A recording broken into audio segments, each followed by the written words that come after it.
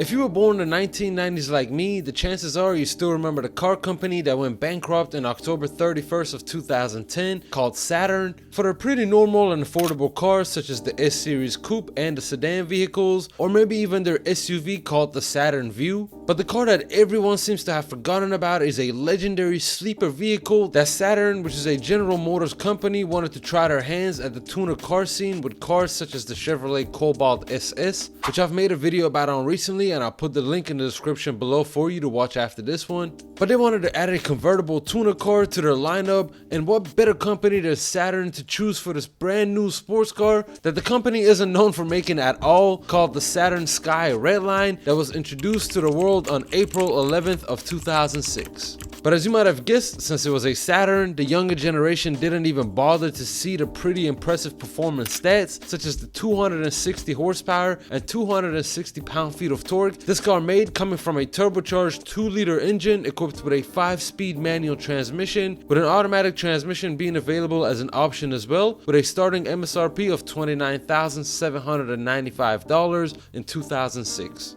Now that's definitely not bad for a rear-wheel drive American car that only weighs 3,000 pounds, but one of the best parts about this car was the fact that the car had an optional dealer installed map sensor and ECM flash upgrade kit that was available for the 2-liter models, making 290 horsepower and 340 pound-feet of torque on manual transmissions and 290 horsepower and 325 pound-feet of torque on automatic transmission models. But what made the Redline trim different from the base model Saturn Sky trims was the fact that the Redline had a standard torque sensing limited slip differential, a standard stability track stability control, and an enhanced sports suspension over the standard Sky trims. And other exterior enhancements included dual tip exhaust, 18-inch wheels, and a specific front fascia model just for the Redlines. But that's not all, as on the inside, the Redline had a specific leather wrapped steering wheel with audio controls, these special logos on the seats and the floor mats, metallic door seal covers and stainless steel pedals, a special tachometer and gauges, and also a digital boost gauge in the driver informational center.